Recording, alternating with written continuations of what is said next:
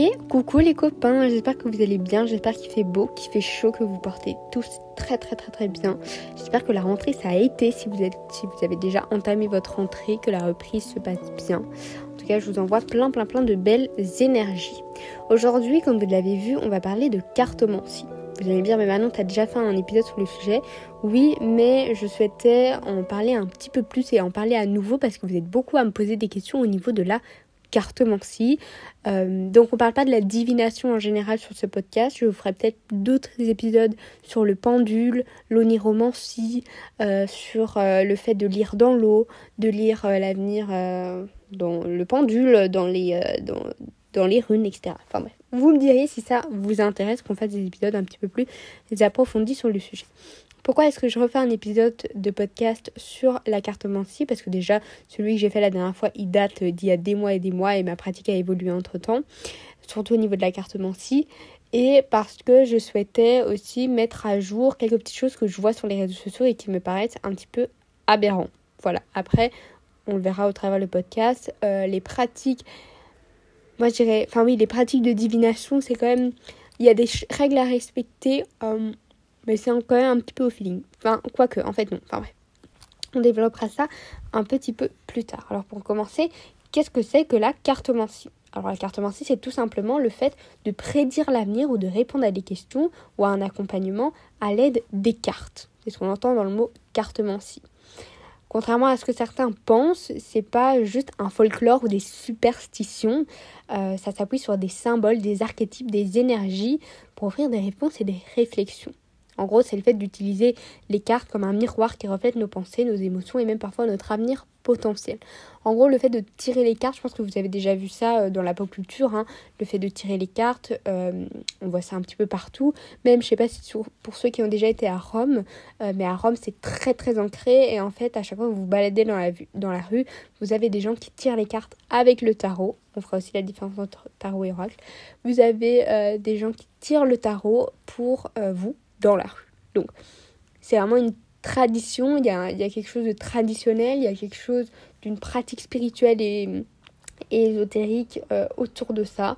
Certains disent que les tarots et les oracles, la cartomancie, la divination, c'est de la sorcellerie. Je tiens à dire d'avance que non, ce n'est pas de la sorcellerie. Faire de la sorcellerie, c'est jeter des sorts. Faire de la cartomancie, ce n'est pas de la sorcellerie. Voilà. Et ça s'apprend.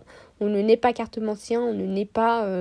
on ne naît pas avec des cartes en main en fait, ça s'apprend. Alors certains auront plus de facilité que d'autres en fonction des jeux de cartes, mais ça c'est encore à voir. Soit. Donc vous avez des tarots ou des jeux classiques. Il y a une différence entre tarot et oracle. Un tarot est composé de 52 cartes, il me semble, avec des arcanes majeures et des arcanes mineures. Vous pouvez travailler avec des arcanes mineures et pas forcément les arcanes majeures ou inversement. Vous avez une partie du tarot qui sera consacrée pour tous les archétypes qu'on voit en fait le plus souvent. Par exemple le monde, l'étoile, le pendu, le diable, vous avez l'arcane sans nom, vous avez encore l'ermite. Donc ça c'est vraiment les grandes cartes, les grandes arcanes qu'on voit le plus souvent. C'est aussi des cartes qui peuvent être utilisées lors de vos rituels. Si jamais vous faites un rituel... là, je vais dire des noms un petit peu aléatoires, mais parce que j'ai pas d'idée précise en tête. Mais si vous voulez faire un rituel en lien avec l'amour ou quoi, vous pourriez peut-être, je suis pas sûre de ce que je dis, utiliser une arcane, par exemple l'arcane de l'étoile. Bon, je suis pas certaine.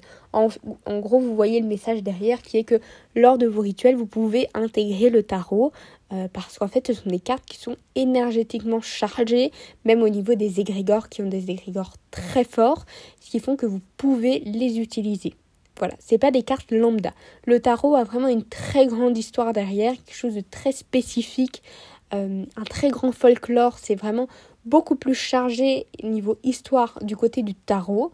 C'est pour ça qu'en général, on conseille de ne pas débuter avec un tarot, la cartomancie, parce que c'est assez compliqué. C'est pas très maniable, comme je vous le dis, le tarot est divisé en deux, les arcanes majeures, les arcanes mineures. Vous avez une partie des arcanes qui sont plus parlantes parce qu'on peut les décrypter en fonction des couleurs, en fonction des aspects, en fonction du nom, en fonction de plein de choses. On peut décrypter la carte. Après, en général, on vous conseille aussi, et normalement c'est livré avec, d'avoir le petit carnet qui vous permet en fait d'avoir la symbolique des cartes. Je sais pas si c'est dans tous les tarots de Marseille, en tout cas moi j'avais le coffret, donc dans mon livret j'ai aussi les associations des cartes. Qu'est-ce qui se passe si en fait je tire l'ermite et l'étoile? Qu'est-ce qui se passe si je tire l'arcane sans nom et le diable? Vous avez aussi des petits exemples de tirage en croix, tirage en cœur, tirage à l'année, tirage à 3 cartes, tirage unique. Et vous avez du coup une énorme explication de qu'est-ce que c'est qu'une carte. Vous avez un mot-clé, enfin franchement, c'est hyper intéressant, mais comme vous l'entendez, c'est pas quelque chose qui est un peu instinctif, le tarot. C'est pas quelque chose qu'on va conseiller aux débutants. Voilà. Après, certains le font. Moi, j'ai commencé avec le tarot. Maintenant, ça fait que c'est un de mes jeux de cartes que je ne lâcherai jamais, vous vous en doutez, et qui me correspond le mieux. Je trouve que le tarot, on peut vite se l'approprier au niveau énergétiquement. Il peut très vite être lié à vous. En fait, plus vous allez pratiquer avec, plus il va avoir vos énergies et plus il va vous répondre correctement. Il peut être utilisé en divination, en accompagnement ou pour répondre à une question. Certains vont utiliser un tarot pour un usage quotidien, c'est-à-dire tirer une carte par jour. Certains vont tirer le matin, le soir. Certains vont tirer pour un moment spécifique et un questionnement. On va tirer 3 cartes ou alors vous pouvez tirer à l'année, vous pouvez tirer à la semaine. En fait, vous avez des styles de modèles de tirage, mais ça n'empêche que vous pouvez tirer comme vous le sentez. Vous avez par exemple un tirage en cœur qui va être beaucoup plus, vous vous en doutez, relié à tout ce qui est sentimental. Mais ça n'empêche que si votre tirage en cœur ne vous convient pas, vous pouvez tout à fait tirer 3 cartes ou tirer comme vous le souhaitez en fait. C'est ça qui est bien avec la cartomancie, c'est que vous pouvez tirer comme vous le souhaitez. Et vous pouvez utiliser le livret si vous débutez. Certains entameront une étude approfondie des cartes. Moi, c'est pas quelque chose que j'ai fait parce que je me contente très très bien du livret, surtout quand on débute, c'est très très bien. Et après, plus le temps passe, plus vous pouvez faire des associations et décrypter l'assemblage des cartes comme bon vous semble. Enfin, comme bon vous semble, en fonction des cartes, en fonction des énergies des cartes, mais sans forcément vous relier au livret. Je trouve que c'est aussi quelque chose d'assez instinctif, on le ressent, mais ça, c'est vraiment après un certain apprentissage. Ensuite, vous allez avoir les oracles. Les oracles, il faut savoir que c'est complètement différent. C'est beaucoup plus accessible aux débutants et c'est beaucoup plus accessible tout court, même pas qu'aux débutants. Un oracle, c'est un jeu de cartes qui va avoir un nombre de cartes aléatoire. Donc, il n'y a pas forcément 52 cartes ou 24 cartes ou je ne sais pas combien de cartes. Ça dépend pour chaque oracle. Vous allez avoir des thèmes très différents. Par exemple, pour les grands noms de l'oracle, vous avez tous les oracles d'Isabelle Serre qui sont, il me semble, l'oracle du chakra du cœur, l'oracle des âmes ou quelque chose comme ça, l'oracle du chemin de vie, vous avez le Mythicon, vous avez l'oracle de l'Eso, vous avez l'oracle de la Triade, vous avez les oracles sur des divinités. Donc là, spécifiquement, je pense à l'oracle des divinités égyptiennes.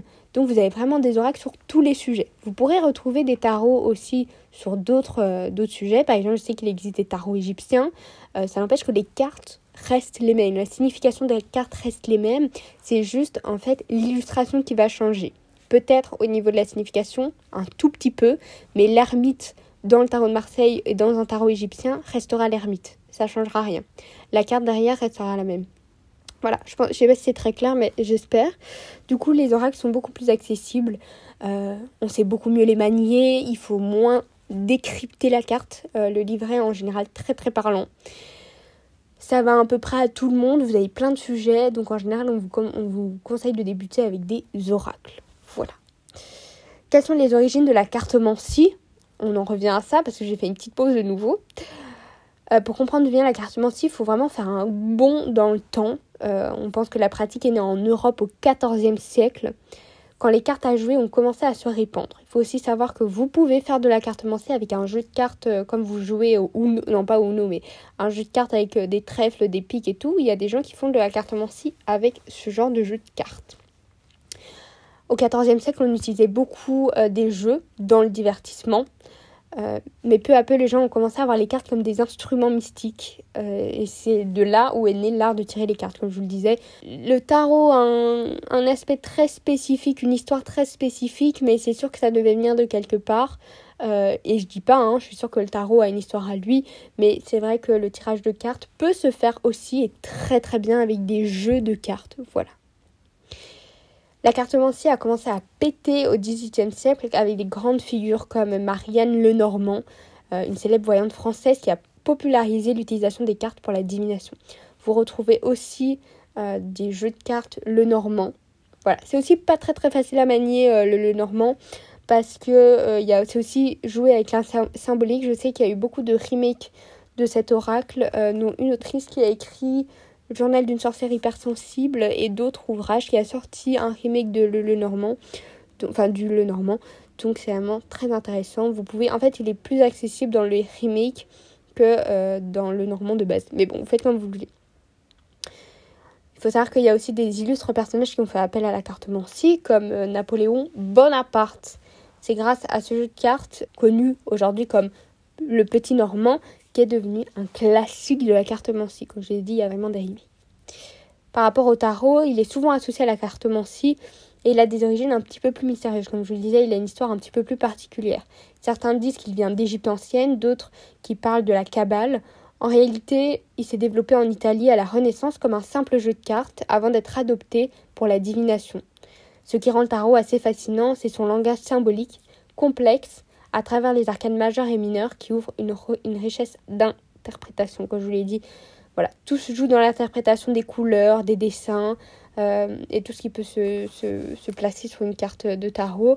Et comme je le disais, la petite anecdote que quand vous allez à Rome ou en Italie, mais spécifiquement à Rome, vous allez voir des cartomanciens assis dans la rue qui vont vous tirer les cartes et vous en avez plusieurs. Et je trouvais ça hyper intéressant quand je l'ai vécu. Je me suis dit, maman, hyper intéressant. Enfin, soit. Vous avez plusieurs tirages, comme je vous le disais, des tirages en croix, etc., qui peuvent être très intéressants. Après, vous n'êtes pas obligé du tout de suivre les styles de tirage. On est d'accord que vous pouvez faire à votre sauce. Si vous avez une question et que vous souhaitez tirer 2 cartes, vous tirez 2 cartes. Si vous souhaitez tirer 4 cartes, vous tirez 4 cartes. Après, si c'est dans des domaines un petit peu plus précis, comme je vous le disais, précis mais global, par exemple, vous souhaitez un tirage amoureux, c'est sûr que le tirage en cœur, il peut être plus intéressant. Ou un tirage en croix pour des situations un petit peu plus globales, ça peut être aussi très intéressant.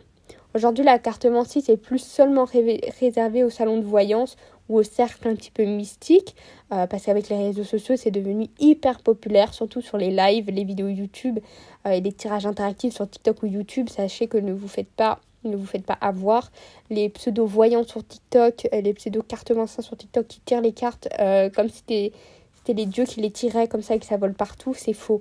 Déjà aussi pour vous connecter alors je dis pas, il y en a certains où oui, il y a certains médiums cartomanciens qui vont utiliser les cartes comme support, c'est-à-dire qu'ils vont canaliser une énergie et ils vont essayer d'approuver le truc avec les cartes.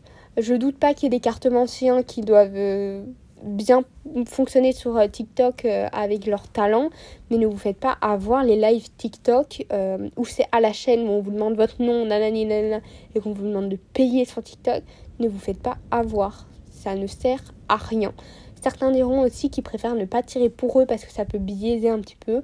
Moi, j'ai toujours tiré mes cartes pour moi. Alors c'est sûr, il y a des moments, il y a des flops, il n'y a pas des flops, mais c'est comme toutes les pratiques, hein. Des fois on se loupe, des fois on se loupe pas. Ça dépend des croyants, ça dépend de tout ce que vous voulez. Mais voilà, tout ça pour vous dire, ne vous faites pas avoir sur TikTok. Voilà. Beaucoup de gens utilisent aussi les cartes, pas pour prédire l'avenir à tout prix, mais pour réfléchir à leur vie, pour se reconnecter à eux-mêmes, ou simplement pour trouver des conseils. On est vraiment dans une optique d'accompagnement, de cheminement. C'est pour ça que vous allez avoir des oracles, par exemple le chemin de vie de Isabelle Serre, ou là du coup j'en ai pas, mais vous avez beaucoup d'oracles qui peuvent en fait être un accompagnement. Je sais que Chloé Bloom a sorti un style d'oracle jeu de cartes desk qui permet d'avoir un accompagnement. Vous avez aussi les tout petits, on peut appeler ça des jeux de cartes où vous allez tirer une carte par jour où il y a un petit mot dessus. Ça peut être aussi très intéressant. Alors je sais pas si c'est considéré comme de la cartomancie ou pas, ça j'avoue je vais pas m'avancer là-dessus, mais c'est à peu près le même principe. Vous allez tirer une carte, ça peut vous accompagner dans votre journée. Voilà, donc cette pratique date des millénaires, mais garde son aspect assez mystique et on dirait que le besoin de chercher des réponses dans le mystère reste intemporel. Tout le monde se pose des questions, tout le monde a besoin de réponses, tout le monde a besoin d'être rassuré et c'est ça en fait qui alimente la cartomancie, la divination. Après, gardons un esprit critique, c'est ce qui est toujours important à faire dans les pratiques occultes et ésotériques. Il faut garder un esprit critique. Les cartes ne vont pas vous dire tout ce qui va se passer dans votre journée, matin, midi, soir. C'est important de garder ce moment de doute, de garder ces moments d'incompréhension, de garder ces moments de mystère où on ne sait pas ce que la vie nous réserve. Parce qu'en fait, sinon, vous allez vous habituer, ça peut devenir une addiction. Il y a des gens qui deviennent addicts aux voyantes, etc. parce qu'ils ont peur de l'avenir. Alors, je peux comprendre, c'est quelque chose de pas facile, mais ce qui est important de comprendre, c'est que les cartes, ça ne s'utilise pas pour tout et n'importe quoi. En fait, c'est important d'utiliser les cartes si vraiment vous avez besoin d'une réponse, mais si c'est pas essentiel à votre survie ou que voilà, ne le faites pas. Ça peut être pratique, mais la cartomancie, il faut quand même pas en abuser parce que ça peut devenir assez toxique. Alors, comment est-ce qu'on fait pour pratiquer la cartomancie en 2024 ? Tout d'abord, choisir un jeu de cartes. Alors, ça peut paraître simple dit comme ça, mais en fait non. Comment est-ce qu'on choisit un jeu de cartes ? D'abord en fonction des dessins. Est-ce qu'il nous attire ? Est-ce qu'il ne nous attire pas ? En fonction du thème. Est-ce que le thème nous convient ? Est-ce que le thème nous intéresse ? Est-ce que le thème va être utile à notre pratique ? Je sais que moi au début, un des premiers oracles que j'ai acheté, c'était Isabelle Serre, l'oracle du chakra du cœur. Sachez bien que cet oracle, je l'ai utilisé 2 fois parce qu'en fait, je l'ai pris parce que c'est les oracles que vous voyez plus sur les réseaux et sur Internet, mais c'était pas vraiment un oracle qui me parlait et c'était pas vraiment un oracle non plus que j'allais utiliser parce que voilà, les thématiques amoureuses, c'était pas ce qui me faisait vibrer de fou. Mais c'est bien de temps en temps aussi d'acheter un oracle et de voir qu'il vous tente pas parce que ça peut aussi vous questionner sur le ok, qu'est-ce qui va pas ? Est-ce que c'est le sujet qui ne me convient pas ? Est-ce que c'est le nombre de cartes ? Qu'est-ce qui me convient pas ? Donc ça peut être intéressant aussi d'analyser ce qui va pas. Mais voilà, du coup, prenez toujours un oracle qui vous parle, que ce soit de manière visuelle, que ce soit de manière énergétique ou au niveau du thème. C'est important de prendre un oracle qui vous attire. Voilà. Ensuite, après avoir du coup acheté votre oracle, c'est important de le purifier. Pourquoi ? Parce que un oracle s'est passé entre les mains de plein de gens, ça a fait plein de trucs partout. Enfin voilà, purifier votre oracle, ça permet de remettre les énergies à zéro. C'est toujours pratique en fait de purifier un oracle, même même si ça fait un effet placebo pour vous, ça vous permet de vous l'approprier. Et ensuite, ce qui est très important, c'est de le charger de vos énergies. Alors comment est-ce qu'on fait ça ? Tout simplement en gardant l'oracle près de vous, en le manipulant. C'est important, par exemple, quand vous avez l'oracle pour la première fois, de commencer à jouer avec les cartes, à tirer les cartes, à les observer, à regarder lesquelles vous parlent. Est-ce qu'une carte, en fait, vous rappeler, correspond à la signification de la carte, rien qu'au niveau visuel. Ensuite, vous pouvez simplement laisser l'oracle sur votre appui de fenêtre, sur votre table de chevet, proche de vous, dans un endroit où vous allez passer, pour pouvoir le charger de vos énergies. Voilà, alors ça peut paraître débile de dire mais non, pourquoi est-ce que je vais charger un oracle de mes énergies ? Parce qu'en fait, des fois, vous avez des oracles qui vont pas vouloir forcément coopérer avec vous. En général, c'est des oracles que vous avez achetés parce que il est connu ou parce que tout le monde en parle et qu'il est bien. Moi, spécifiquement, j'ai eu ça avec l'oracle de la triade. C'est un oracle que j'ai acheté, ça faisait longtemps que je le voulais, parce que j'avais vu qu'il était très bien sur les réseaux sociaux, mais les illustrations ne m'ont jamais parlé. Et malgré le fait d'avoir voulu charger et créer un lien avec Torah, ça n'a jamais fonctionné. Du coup, je ne peux pas me voir l'oracle de la triade, donc j'utilise dans mes rituels, soit. Donc, essayez de créer un lien avec votre oracle, tirez une carte de temps en temps. Au début, c'est très bien, c'est ce que j'ai fait avec mon tarot de Marseille. Je tirais une carte de temps en temps, ça permet de créer un petit lien énergétique et que l'oracle vous réponde de manière correcte, de manière plus ou moins comme vous pas vraiment comme vous le souhaitez, parce que si un oracle a un message à vous le dire, il va vous le dire. Il y a des oracles qui sont plus ou moins offensifs, qui sont plus ou moins clairs, qui sont plus ou moins cash. Et bref, important de le charger de vos énergies parce que ça va vous permettre aussi de vous l'approprier. Certains diront qu'on ne peut pas prêter un oracle, les gens ne peuvent pas toucher l'oracle parce que les énergies se mélangent et que nanani et que nanana. Bon, voilà, moi c'est pas vraiment dans mon optique, c'est pas dans mes croyances. Après, si c'est dans votre croyance, y a pas de souci, chacun fait ce qu'il veut. Mais voilà, renseignez-vous un petit peu sur ce qui se fait, sur les croyances qui vous intéressent, sur les pratiques qui vous intéressent. Si pour vous c'est pas ok de prêter votre oracle, ne le faites pas. Mais voilà, du coup c'est important de se connecter à ces cartes. Ensuite, ce que vous pouvez faire une fois que vous êtes connecté aux cartes, que vous avez commencé à manipuler l'oracle, c'est apprendre les significations.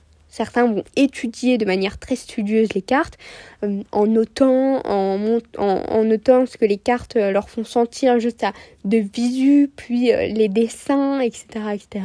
Certains le font, certains ne le font pas. Je trouve que c'est une étape qui n'est pas essentielle. C'est important de connaître les cartes, mais c'est pas important de les connaître sur le bout des doigts. Vous avez le livret qui est fait pour ça. Donc voilà. Et ensuite, pratiquer plus ou moins régulièrement. C'est en fait ne pas laisser pourrir votre oracle au fin fond de votre tiroir. Et si vous en arrivez là, vendez-le sur Vinted. Parce qu'en fait, c'est juste un oracle qui utilise plein de place pour rien.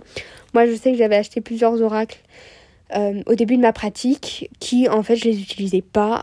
J'avais aucun lien avec, ça n'allait pas. Et au final, je les ai vendus sur Vinted. Et là, j'ai, il me semble, 1, 2, 3, 4... J'ai 5 oracles, ce qui est déjà pas mal. J'ai 4 oracles. J'ai 4 oracles, dont l'oracle de la triade que j'utilise pas. Mais comme j'utilise dans mes rituels, bon, comptons-le. Mais sans l'oracle de la triade, j'ai 3 oracles. L'oracle des divinités grecques que j'utilise en général tout le temps. Et pour ma pratique avec Aphrodite. L'oracle du Méticon que j'utilise de temps en temps. Voilà, c'est pas celui que j'utilise le plus, mais ça m'arrive de temps en temps parce que les illustrations sont belles et que j'aime bien la vibe. Mais j'ai eu des tirages qui étaient très corrects, mais voilà, c'est pas celui que je vais utiliser H24. Et l'oracle de l'Eso que ma copine Sister Ezo a fait, qui est magnifique. Et celui-là aussi, j'ai eu de très bons tirages avec. Et au niveau des tarots, j'ai le tarot de Marseille. Voilà. Sympa, efficace. Sachez aussi que vous pouvez dédier des oracles à une pratique, à une divinité. Comme je vous l'ai dit, moi l'oracle des dieux égyptiens est dédié à Aphrodite parce que c'est celui qui fonctionne le mieux en fait. C'est aussi un oracle que j'ai commencé à manier très très tôt. J'ai eu beaucoup d'affinités, que ce soit avec les cartes, les significations et tout ça. Donc c'est un oracle que je manie assez bien avec le tarot de Marseille. En général, quand je fais des tirages, j'utilise le tarot de Marseille et 1 ou 2 cartes de l'oracle des divinités grecques. Comme ça, j'ai un petit peu de tout. Et c'est assez clair en général, ils se rejoignent assez bien. Donc je vous conseille en fait de mélanger vos oracles. Pas mélanger les cartes, vous voyez ce que je veux dire. Mais quand vous faites un tirage, d'utiliser plusieurs oracles, c'est quand même hyper intéressant. Ça peut vous permettre aussi de voir si votre tirage est correct, dans le sens où si vous faites un tirage avec le tarot de Marseille, une carte peut avoir plusieurs significations, et le fait d'ajouter un oracle qui va avoir une signification aussi spécifique, vous pouvez voir si ça se rejoint ou pas. Et c'est ce que je trouve hyper intéressant, c'est ce que je fais. Bon, avec Aphrodite, c'est plus simplement l'oracle des divinités égyptiennes, parce que voilà, ça nous parle plus. Mais voilà. On va pouvoir conclure ce petit épisode de podcast pour vous dire que ce n'est pas utile d'avoir 3 milliards de tarots et d'oracles chez vous. Un tarot, quelques oracles ou quelques tarots, quelques oracles, ça va très bien, mais c'est pas la peine d'avoir toutes les cartes du monde, tous les desks du monde. Tant que vous avez des jeux qui vous parlent et qui fonctionnent, allez-y, qui vous accompagnent dans votre cheminement spirituel ou autre de divination, allez-y. Si ça vous parle pas, vendez sur Vinted. Honnêtement, ça fera le bonheur de quelqu'un d'autre et ça vous fera de l'argent de poche. Voilà. Mais si vous avez d'autres questions sur les tarots, oracles, je sais que c'est un épisode, tout le monde va me dire, non pas tout le monde, mais les gens vont me dire, ouais, mais on en a marre d'entendre des trucs qu'on entend tout le temps. Je sais, mais c'est intéressant de faire un petit refresh. Et comme ça, je vous partage un peu mes pratiques aussi. Des tarots et des oracles, et ça vous permet aussi d'aller regarder vos tarots et vos oracles, d'aller voir ceux qui vous plaisent, ceux qui vous plaisent plus, et un petit remind pour utiliser vos tarots et vos oracles qui traînent au fin fond de votre armoire. Voilà. Donc si vous avez des questions ou autres, n'hésitez pas à me dire en commentaire si vous voulez d'autres séries de podcasts au niveau des pendules, des runes, de l'oniromancie ou d'autres manières de divination. N'hésitez surtout pas à me le dire en commentaire. Et voilà. Sur ce, je vous fais plein gros bisous. Comme d'habitude, si vous souhaitez soutenir le podcast, il suffit simplement de partager en story, de mettre un petit j'aime, un petit commentaire et d'activer la cloche et de vous abonner. Et après, promis, vous aurez soutenu le podcast un max. Je vous fais plein gros bisous et on se dit à la semaine prochaine. Bisous!